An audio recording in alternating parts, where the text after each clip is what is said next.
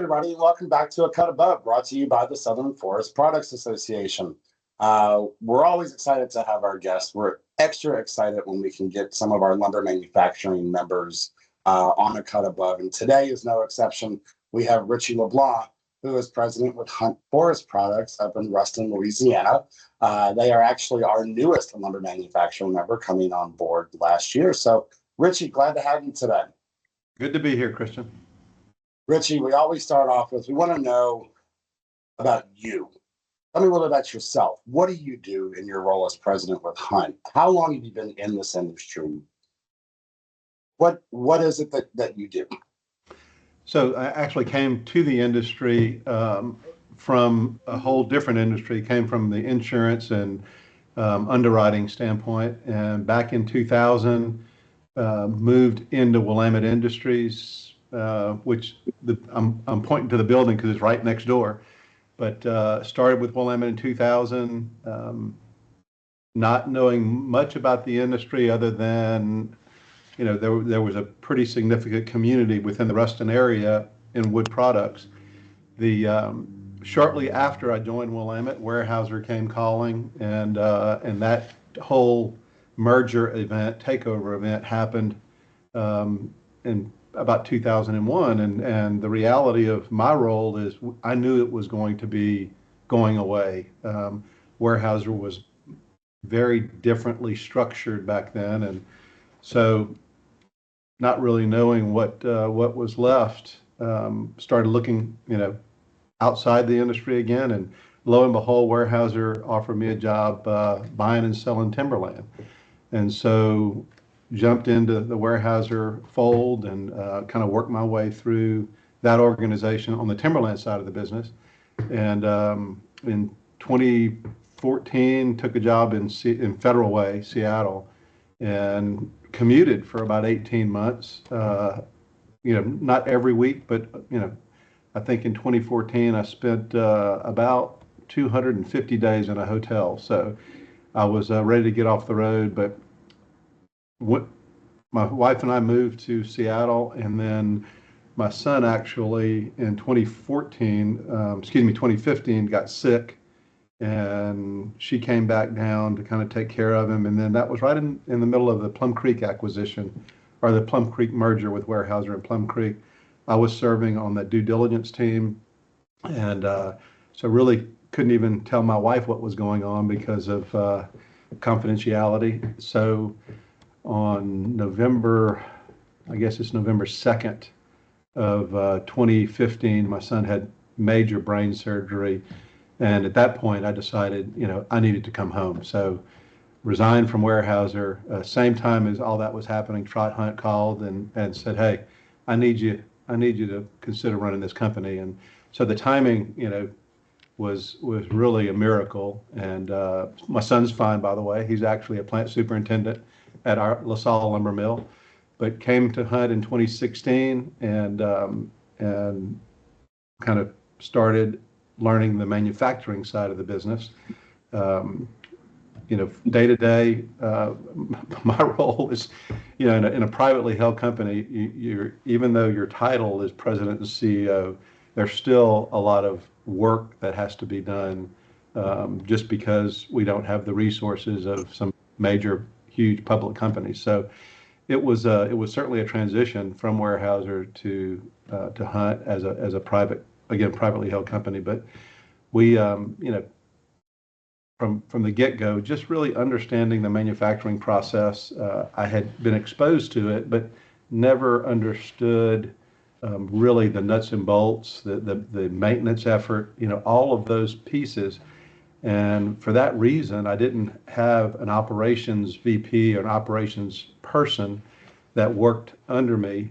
I just had to basically immerse myself in that. Lo and behold, I hired Paul Williams as a VP of operations about 3 years in. And so he took over the operations, and now, I get to really just, it's almost like putting the right people in the right place to facilitate the success of the company. It's amazing how much work that takes, just making sure that we're giving people the opportunity to succeed. And it's a constant, you know, just making sure we have the right people, and not only the people who have the intellect to do what we need them to do, but just the right fit. You know, public and private is two very different spaces, and so that there has to be the right fit, and that's really, in a nutshell, what I do day to day. A lot. You have a lot of hats to wear and a lot going on, but you're doing a great job, which is great.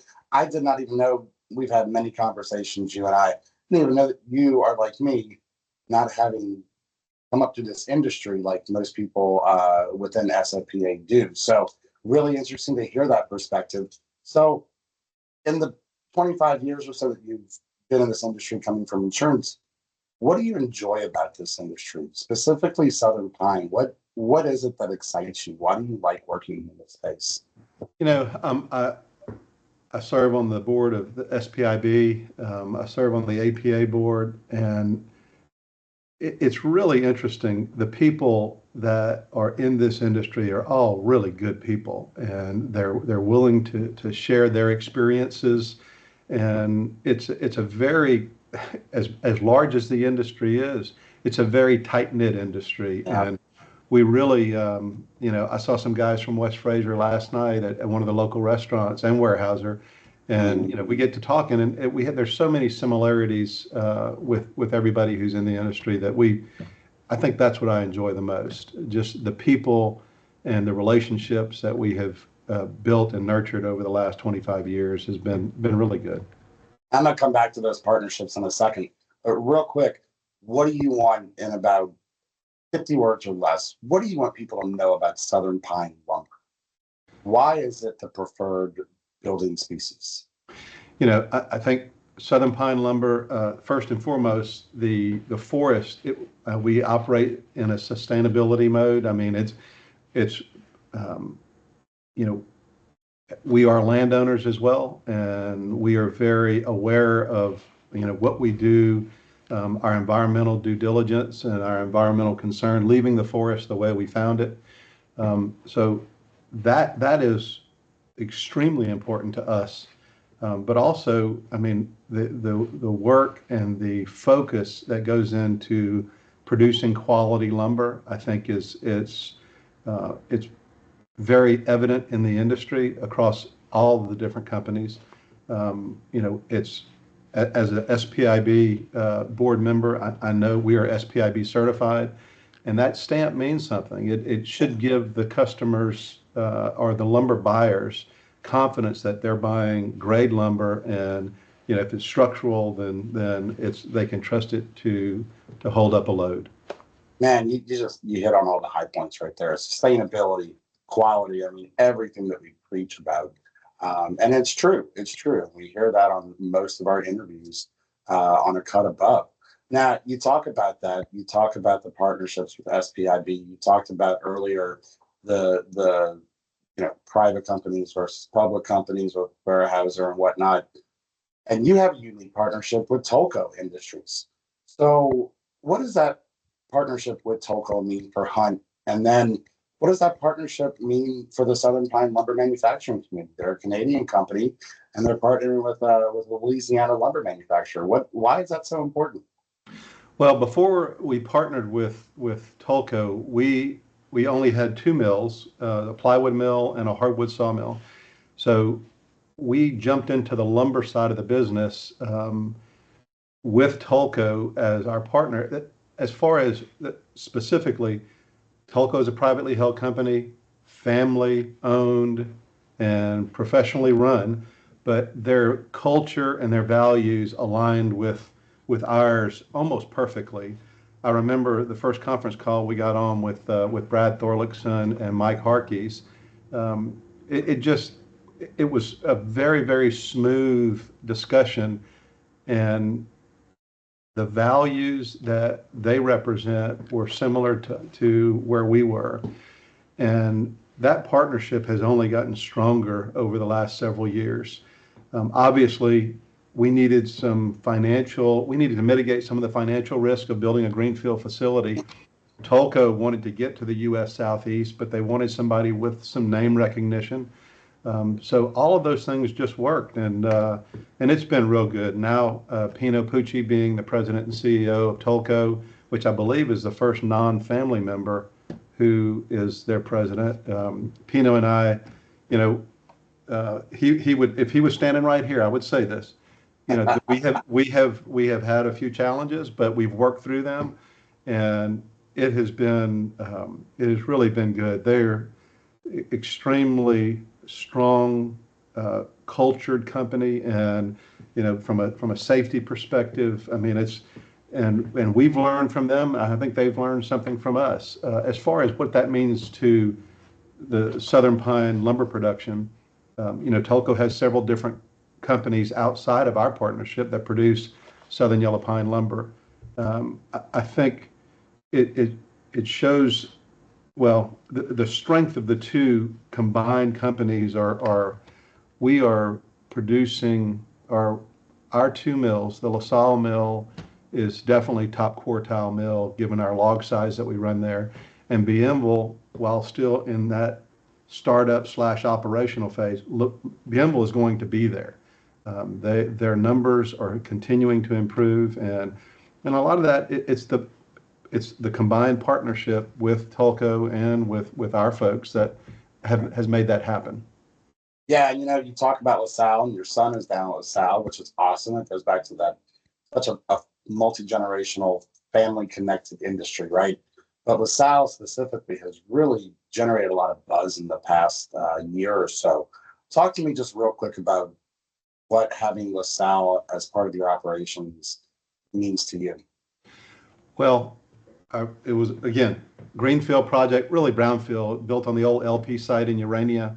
The great thing about LaSalle is we were able to use, once we got it up and running, we did a complete lessons learned. What did we learn from the construction, from the startup, from the day-to-day operations? And if we ever do it again, what would we do differently? Well, lo and behold, a couple of years later, we decided to build the Bienville facility. We had LaSalle sitting there. It was a training ground for all of our new employees at Bienville. And I think it brought an excitement, the LaSalle mill brought an excitement back to the Urania Ala communities in an area that economically has been challenged for quite a bit, for quite a while. And, the excitement in the local parishes was really, really good. We work well with LaSalle, with Wynn, with all those Grant, all of those areas down there. We were in the plywood business, so Pollock is about 20 miles to the south, but 20 miles can be forever when it comes to economic growth and economic development. So having that facility, putting it right there where there has been traditionally wood products manufacturers, I think was a very, very healthy thing for us and for the community. Richie, I'm going to go back to that earlier question about why Southern Pine. What do you want people to know? You talked about that sustainability, you talked about quality. One thing that we also talk about, and we have a big international program as part of SFPA through the USDA Foreign Agricultural Service. But one of the things that we always promote too is that community support, right? Like, you're not just buying a piece of lumber from a company. You're buying a piece of lumber from a small town, typically, right? That then you're supporting jobs and families and wages. So I love that you talked about that, because that's a part of this whole supply chain. That You're not just buying that stick of lumber. You're supporting entire communities. And anybody who knows Central Louisiana, you're right. Those are small communities that they basically live and die by those sawmills. That's right. So it's very encouraging to hear you talk about that. I usually save this for the last, but I have some special things given that you're on our cut above today. But where do you see the forest products and the Southern Pine lumber industry in 10 years? Put your crystal ball out there and tell me what you think that's going to look like. Well, the encouraging thing for me is I think that Southern Yellow Pine is going to continue to make inroads in areas of the country where traditionally we have not, because of the Doug fir production continuing to diminish. I feel like when we go to trade shows and people ask, so what do you guys have? Southern yellow pine lumber. And they say, well, we don't use southern yellow pine. And I think that statement is going to continue to change over the next several years. But in 10 years, I think southern yellow pine is going to be an acceptable product in areas where traditionally we have been unable to get into that particular market. Yeah, and you're right. We're already doing some education on that, go coast to coast, right? Just with issues you talked about, Doug Fir, SBF is having some issues too. So being able to move that lumber in markets that traditionally did not use southern pine. So glad we're on the same page. Yep. Now, for some fun stuff, first of all, Richie, I got to congratulate you. I meant to do this at the beginning of the call. Not only are you a board member with SFPA now, but you are Timber Processing's Person of the Year. So congratulations on that. That's huge. Thank you very much. Jessica with Hatton Brown Publishing, Jessica Johnson wrote that article, and she has been really good to Hunt Forest Products. She's published a lot of good things about us, and certainly appreciate Hatton Brown and Timber Processing for the honor. Yeah, we always love when our members can get recognition like that. So wonderful about that. We also talked a lot about Ruston. You were talking about Pollock in Central Louisiana. You are in Ruston, and you and I both share a common love for Louisiana Tech. Go Bulldogs! Yeah. As an alum yourself. I won't go on about Louisiana Tech too much, but I do know, and I want to just take a few minutes real quick. You're in the buckle of the Pine Belt up there in Ruston. You talked about the land ownership and whatnot, but Louisiana Tech has a thriving, forest products program. They're building a wonderful center, innovation center, which I know Hunt Forest Products is a big supporter of. But the reason I'm saying all that is these schools that have these forest product innovation labs and centers. Talk about the opportunities that are in this industry, especially a different perspective for you coming from insurance, not coming up through the wood products industry. What do these schools that have these programs do, and what does that mean for the opportunities in this industry? Well, first, I guess the forestry program at Louisiana Tech, it is a growing program, and I know that they're doing a great job over there. The Forest Innovation Center, I think for us, take CLT, for example. CLT was a product that didn't exist 15 years ago. The research and development of new products is always interesting for us. How can we tap into markets that we may not be tapping into right now? And through the research, the Forest Innovation Lab, the testing that they'll do, what's the next product? It may not exist today, but I think in the future, how can we utilize wood, specifically southern yellow pine, in areas of construction, in architectural design that may not exist today, but through innovation, through research, that's the piece that excites us. Yeah, and that's why we contributed to the program, and we'll continue to support the forestry program at Louisiana Tech. And obviously, I'm excited about Louisiana Tech for personal interest, but I know we have our members that are involved with Arkansas's program, Auburn's program, Georgia, Tennessee. So, all these schools are just so important. And like you said, finding new uses, finding new markets for our products, which is, Southern Pine lumber. So, that's right. Richie, this has been great. I could talk with you for hours, obviously. We are happy to have you. We are thrilled to have you and Hunt and LaSalle and Bienville as members of SFPA. Congratulations again on your Person of the Year award. And is there anything else you want people to know before we wrap it up? No, I would just back to the Louisiana Tech connection. The way that university and the city of Ruston embraced me, from some kid from South Louisiana that just came up here to play baseball, and now in the position that I'm in this community, representing that university quite often. I'm always excited to be able to plug Louisiana Tech. Well, you can never leave now. You can't leave Hunt. You can't leave Ruston. You can't leave SFPA. So You're here.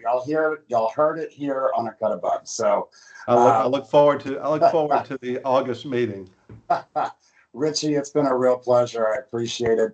And everybody, we will see you next time on A Cut Above.